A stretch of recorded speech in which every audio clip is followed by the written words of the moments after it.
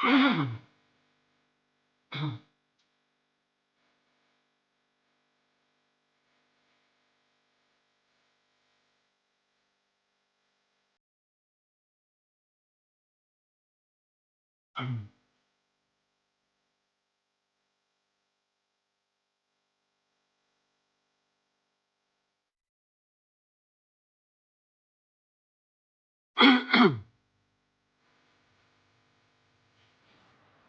ทธิเทียนพรามบ่เต้าคมขวานล้าน10 คนบ่เหมือนลูกเต่ารีบทำดีเตอะยิงใจหนุ่มเท่า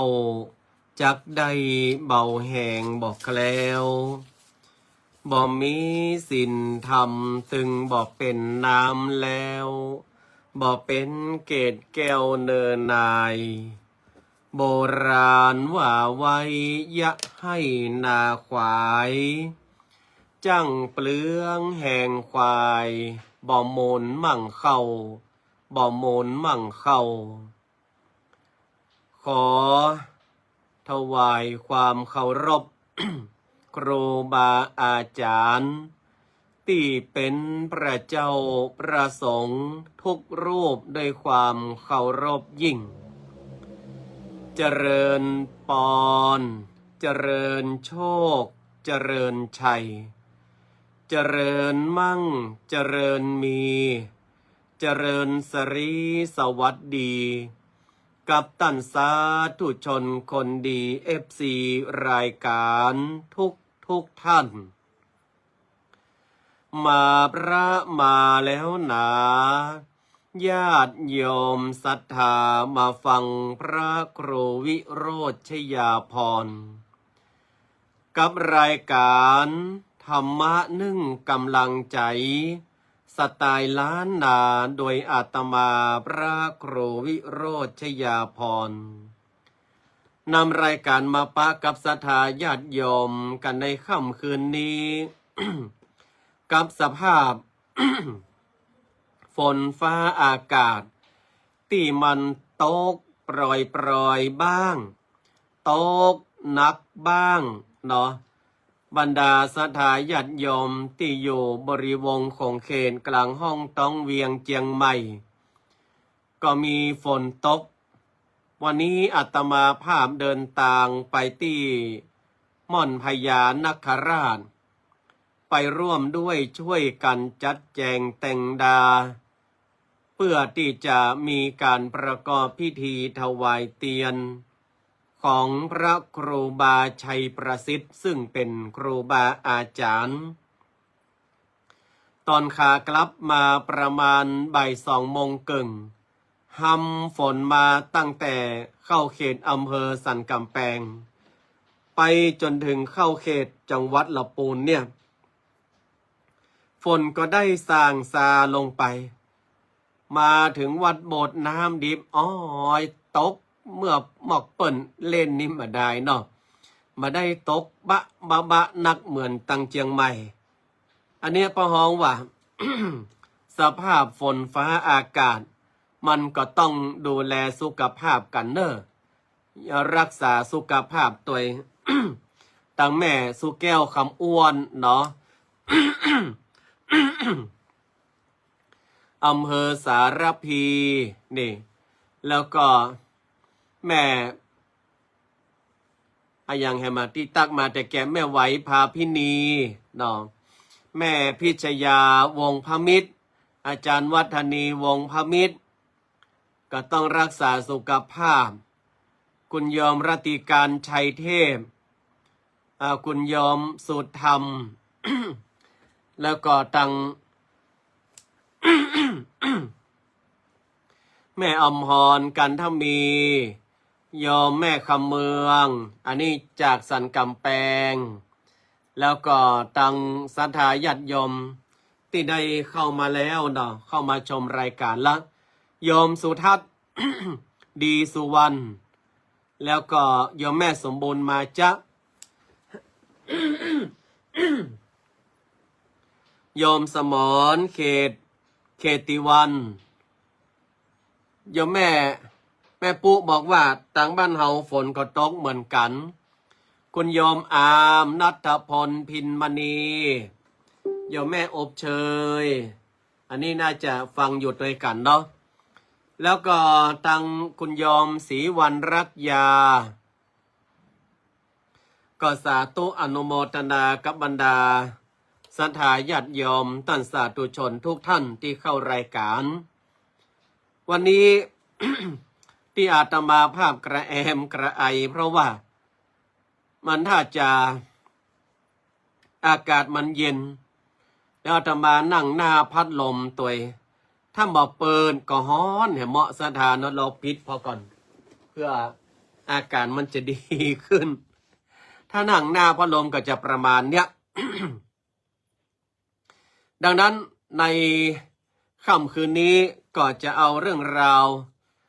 ดีๆมามาจาให้กับบรรดาสาธุชนคนฟังรายการในค่ำคืนนี้เนาะวันนี้อาตมาภาพจะในเรื่องของการเอาชนะใจตัวเองทำไมถึงในเรื่องของการเอาชนะใจตัวเก่าเพราะปัจจุบันเนี่ยการที่เราจะชนะใจตัวเก่านั้นมันเป็นเรื่องที่ยากยิ่งเราต้องยอมรับนะหลายๆคนไม่ยอมรับว่าโอ้ข้าเจ้าเนี่ยอีแม่เนี่ยผมเนี่ยอีป่อเนี่ยเป็นคนที่เอาชนะใจตัวเก่าได้นะเองคนว่าโอ้มาแต่กะแต่นะกะมันจะแต่ได้สักกี่เปอร์เซ็นต์โอ้กูวันนี่นะอีป่อบอกได้เลยอีแม่บอกได้เลยเนอะเรื่องการพนันต่างๆนี่บ่ยุ่งเนอะหักห้ามใจตัวเก่าได้หมดโอ้มันจะสักกี่เปอร์เซ็นต์หามาเชื่ออีอันเฮามาใส่กันบ่อย่า ดังนั้น การที่เราจะรู้จักวิธีชนะใจตัวเก่านั้นมันก็เป็นแนวทางหนึ่งเนาะสถาญาติโยมที่ทำให้เราได้ใจชีวิตอยู่อย่างมีความสุขไม่ว่าจะในสถานการณ์ใดๆก็ตามแล้วยิ่งสถานการณ์ที่มันบั่นแห่นอนอาตมาภาพก็ดูข่าวตอนนี้สหรัฐอเมริกากับอิหร่านยิงกันแถมเนาะอาจารย์บุญเพลินยาวิชัยสหรัฐอเมริกาฉีก MOU อิหร่านโจมตีฐานที่มั่นทางทหารของสหรัฐอีกในตะวันออกกลาง80กว่าแห่งบัดนี้สหรัฐอเมริกาจะยิงอิหร่านมาโอ้น้ำมันกำลังลงได้วันเดียวสถาญาติโยมไผที่ย่อมได้เติมขัดใจไปเติมกลัวว่าวันพรุ่งนี้มันจะขึ้นแถมนะวันพรุ่งนี้ถ้ามันมาขึ้นเนี่ยอาตมาภาพจะฝังไปเติมแล้วนี่อันเนี้ยประหองว่าการเอาชนะใดๆเนี่ยมันก็บัดเต้ากับเอาชนะใจตัวเก่ากราบไหว้สาหลวงพ่อท่านพระครูสถิตธุราธรจังหวัดวัดสันขยอมอำเภอสันทราย กราบไหว้สาในปรมีหลวงพ่อนะครับอันเนี้ยเอาชนะอื่นหมื่นแสนเนี่ยมาเต้าเอาชนะใจตัวเก่าเพียงแค่ครั้งเดียวก็เลยมีคำกล่าวว่าเอาชนะความยากลำบากด้วยความอดทนเอาชนะใจคนด้วยการทำความดีและเอาชนะใจตัวเองที่มีด้วยการใช้สติอยู่เหนืออารมณ์ความยากลำบากเนี่ยมันบ่ได้อยู่กับเฮาตลอดไปถ้าเฮามีขันติมีความอดทนศรัทธาญาติโยมขันติปรมังตะโปตีติขาความอดทนเป็นตบะอย่างยิ่งคนเราเนี่ยถ้ามามีความอดทนเนี่ยมันก็มาผ่านความยากลำบากเหมือนกับเฮาหูอยู่ว่าหน่วยไม้นี่มันยังกินมาได้เตื้อมันยังบะสุกเตื้อแต่เราไม่อดทนมารอละสุกมาสุกก็จะกินละคบไปเอาเป็นปิดเป็นไม้ลุต้องปากบึนมันก็จะทำให้เฮานั่นเกินความตกได้ฉะนั้นความอดทนเนี่ยมันจะเหมือนกับปื ปื้อนเฮาเปื้อนสนิทเฮาที่จะพาเฮาเดินผ่านอุปสรรคปัญหาศรัทธาเฮาลองกึดเพราะว่าเฮาอดทนมากี่เรื่องแล้วอาตมาภาพก็ยังอดทนกับการเจ็บไข้ได้ป่วยนี่นะมาก็หลายเดือนละอย่างแม่สุแก้วคำอ้วนนี่เพื่อก็อดทนนะได้อุบัติเหตุได้เจ็บได้ไม่ก็อดทนเอาแน่อาตมาภาพก็หันศรัทธาญาติโยมมีน้ำอดน้ำทนเป็นตีโอ้น่าชื่นชมหลายๆคนนี่กว่าจะมีเงินมีคำหลายๆคนนี่กว่าจะอยู่ดีกินดีได้ในปัจจุบัน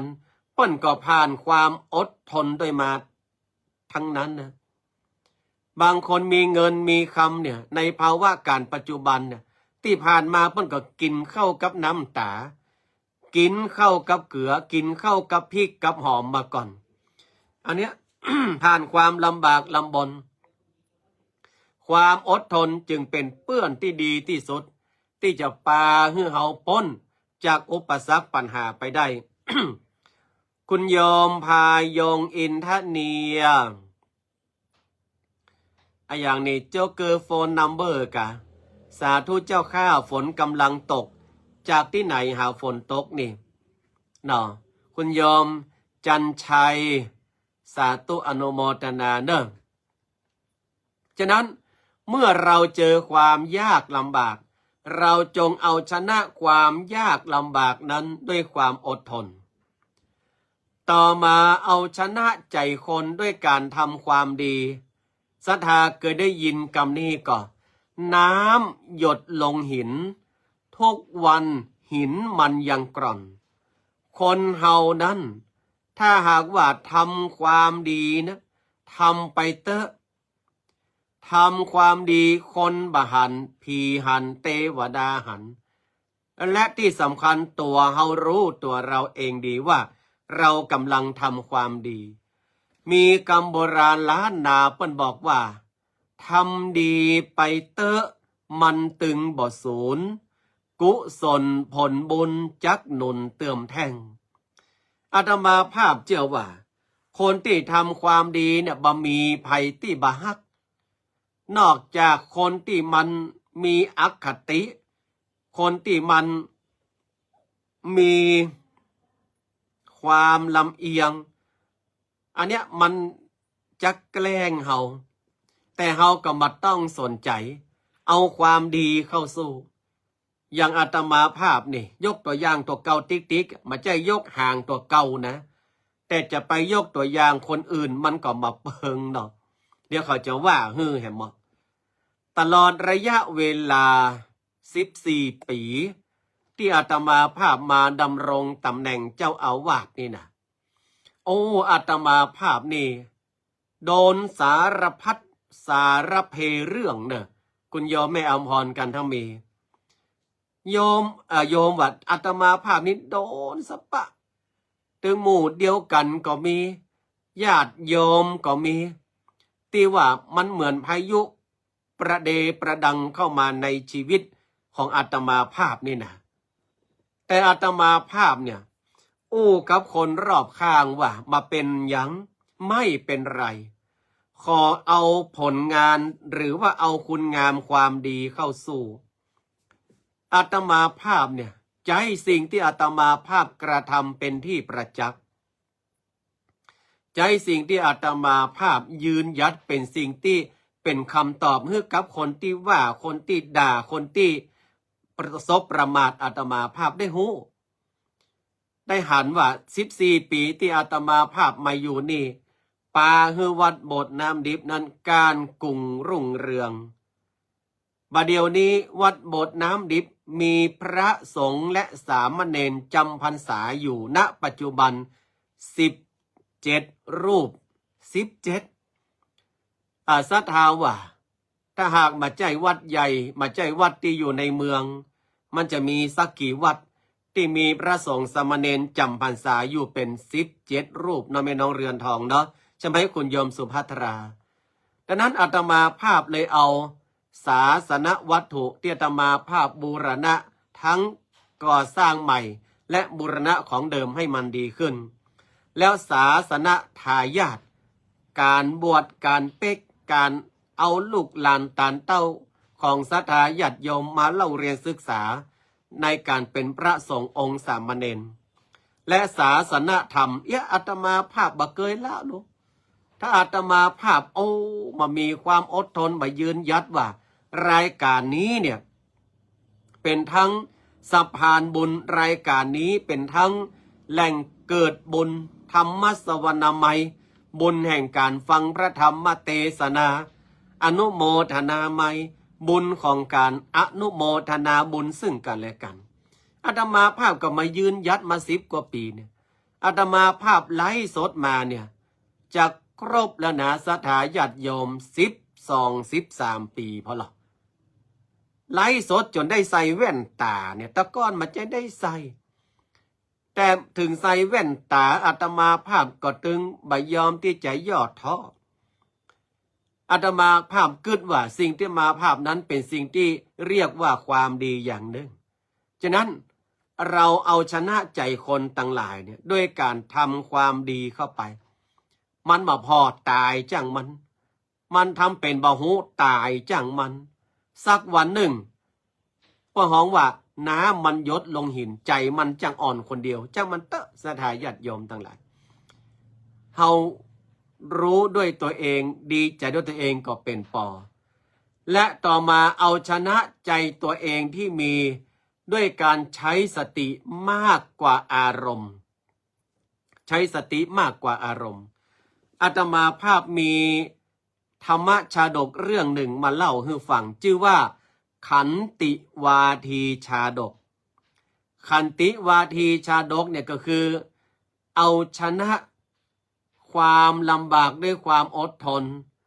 และก็เอาชนะใจคนด้วยความดีขันติตะโปขันติประมังตะโปตีติขาขันติคือความอดทนเนี่ยเป็นตบะอย่างยิ่งมีชาติหนึ่ง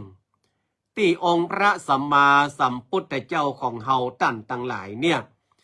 ได้มาเสวยชาติเป็นพระฤาษีเปิ้นเล่ากันว่าพระฤาษีนั้นเนี่ย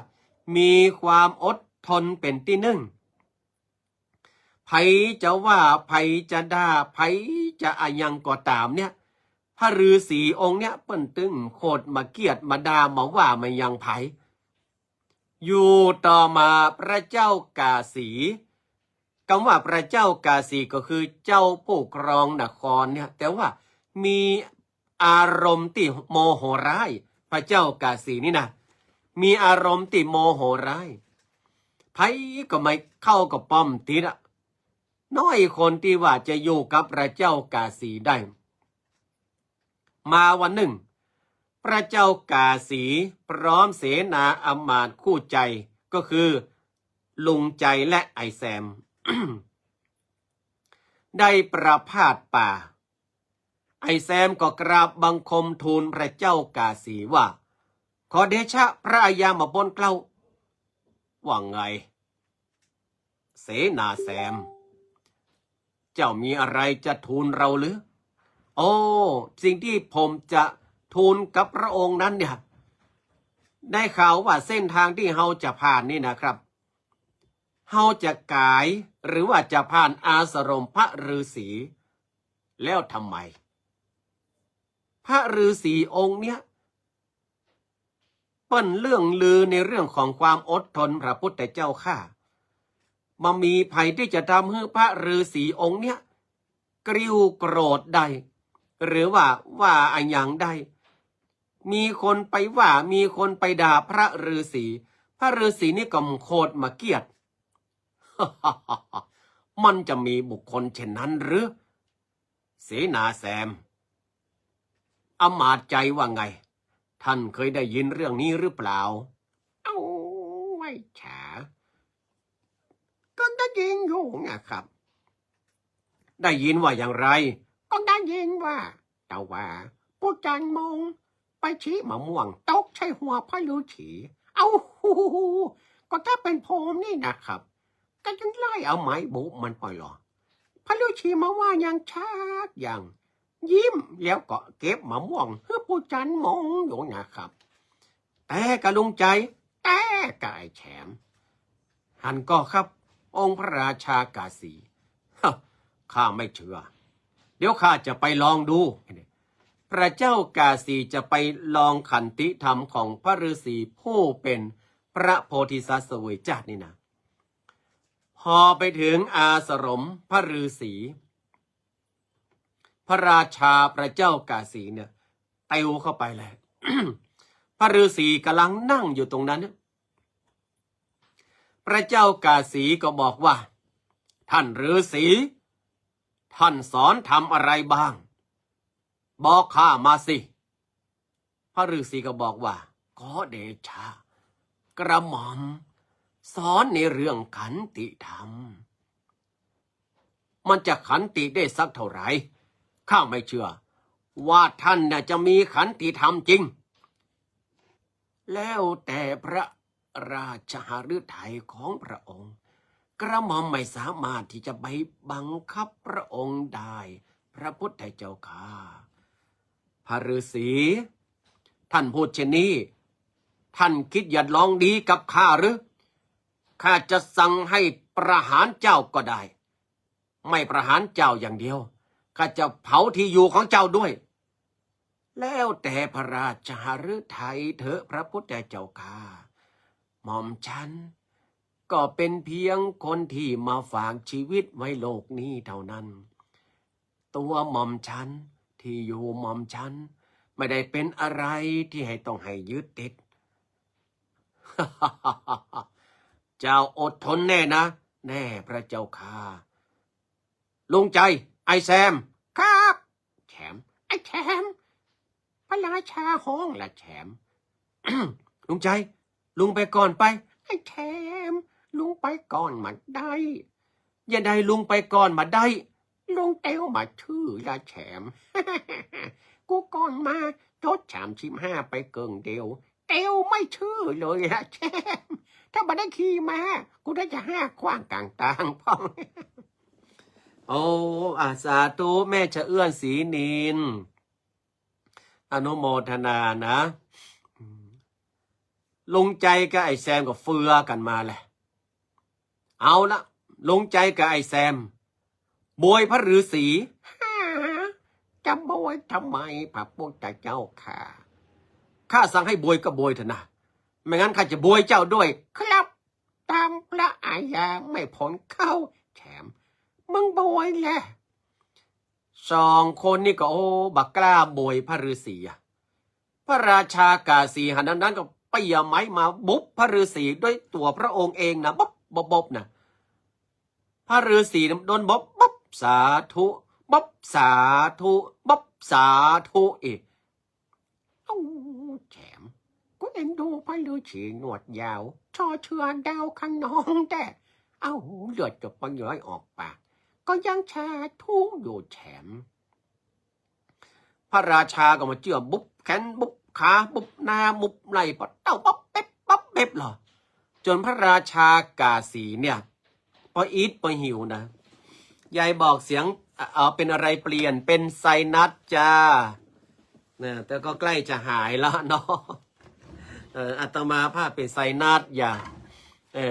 มาตามนัดอย่า คุณยายสำเภาสบายดีเนาะเป็นกำลังใจให้ทั้งแม่จะเอื้อนแล้วก็คุณยายสำเภานะเนาะสาธุเนอะทีนี้พระเจ้ากาสีเนี่ยบูบเอาจนอิดจนหิวนะเนื้อตัวของพระฤาษีเนี่ยมีการเลือดพระเจ้ากาสีบอกว่าพระฤาษีทำไมเจ้าถึงเปล่งคำว่าสาธุทั้งที่เนื้อตัวของเจ้าข้าก็ได้เคี่ยนตีจนเป็นแผลไปหมดแล้วขอเดชะพระอาญาไม่พ้นกล่าวขันติของข้าพเจ้าไม่ได้อยู่ที่แขนที่ขาไม่ได้อยู่ที่เนื้อตัวพระพุทธเจ้าค่ะแต่ขันติของข้าพเจ้านั้นมันอยู่ที่ใจถ้าใจเรามีขันติธรรมร่างกายจะเจ็บป่วยมากแค่ไหนทรมานทุกปานใดเราก็สามารถผ่านมันไปได้พระเจ้าค่ะ พระเจ้ากาสีได้หันดังนั้นเนี่ยโอ้มือไม้อ่อนศรัทธาญาติโยมแล้วก็เลยบอกว่าพระฤาษีเนี่ยเปิ้นสอนธรรมนะมาได้ว่าอู้อย่างเดียวนะเนาะคุณแม่อรวรรณวงศ์พันธ์เนาะเปิ้นสอนธรรมว่าคนเราเนี่ยถ้าหากว่ามโนบุพังขมาธรรมามโนเศรษฐามโนมยาทุกสิ่งทุกอย่างเนี่ยมันเกิดขึ้นแต่ในใจแล้วอะไรมันก็สำเร็จได้แม้กระทั่งว่าเนี่ยความขันติธรรมเนี่ยพญากาสีเนี่ยโอ้สั่งให้หมอหลวงมาดูแลพนะลุงใจแก่แซมมาได้เรื่องละไปยุบปืนก็ไม่พนะขินนักลำเนี่ยแล้วก็ยกย่องพระฤาษีนั้นว่าเป็นบุคคลผู้มีขันติเป็นธรรมะนี่มีขันติเป็นธรรมะฉะนั้นเฮาฝ่าความทุกข์ความอยากไร้ตั้งหลายได้ก็ด้วยขันติธรรมและเอาชนะใจคนด้วยการทำคุณงามความดีอันก็พระฤาษีนะบัดดามาฮ้องมาโอดมาอวยมาแจ้งอย่างบางคนนี่ปัททะขนาดว่าตัวเก่าโอ้เวลาไปแกะอีนะไปแกะซอสแกะไอซีอิ๊วอย่างแล้วมันมีที่ดึงเนี่ยแล้วมันปุดปัดไปเนี่ยเอาละดาแล้วเฮ้ย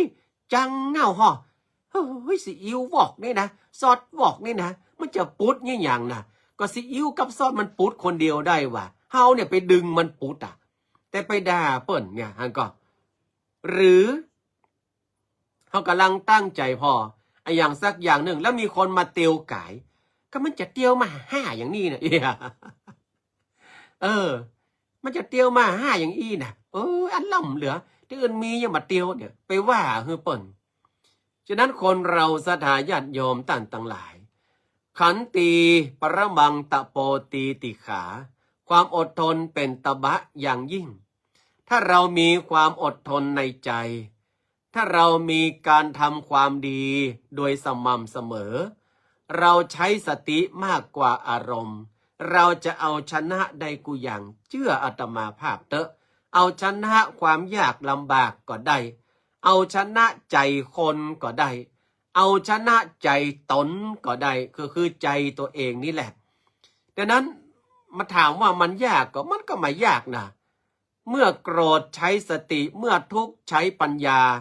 ยามท้อนั้นหนาใช้ความเพียรเฮาใช้ให้มันถูกต้องเฮาจางเกมเฮาก็ใส่น้ำป่าแม่ก็เฮาใครอยากคือมันหวานนั้นหนาเฮาก็ใส่น้ำตาลมาใช่ว่าโอ้ใครคือหวานใส่เกลือมันมีโลกมันมีเมืองที่ไหนใครมันเกมโอ้เปียน้ำตาลมาใส่มันจะมีบ้านมีเมืองที่ไหนก็มีเฮามันเก่ามาถูกตีคันเฮามันแก้มาถูกที่มันเป็นจุดมันมาได้หรอฉะนั้นอาตมาภาพเลยบอกว่าสิ่งที่สำคัญที่สุดก็คือใจของเราเนาะใจของเราสำคัญที่สุดเนอะกราบไว้สากราบหลวงพ่อนพโครสาธุกิจจานันท์หลวงพ่อเจ้าคณะอำเภอดอยหล่อเจ้าวัดพระบรมธาตุเจ้าดอยน้อยได้เมตตามาให้กำลังใจลูกหลานกราบไว้สาหลวงพ่อนะครับเนาะฉะนั้นคืนนี้อาตมาภาพก็เลยฝากธรรมะข้อนี้เอาไว้เนาะว่าในสภาวะสังคมปัจจุบันเราต้องอดทนขึ้นนักแล้วอย่าย่อท้อในการทำคุณงามความดีและสิ่งที่สำคัญที่สุดอย่าใช้อารมณ์มาอยู่เหนือเหตุผลเอาเหตุผลนำอารมณ์เวลาเราจะกึศจะทำอะไรอย่างมันก็จะสำเร็จไปได้ด้วยดีแล้วเราจะมีแต่ชัยชนะเราจะมีแต่ความสำเร็จอันนี้ฝากท่านทั้งหลายกันเอาไว้ในค่ำคืนนี้เนาะหมดเวลาหมดลงให้แล้ว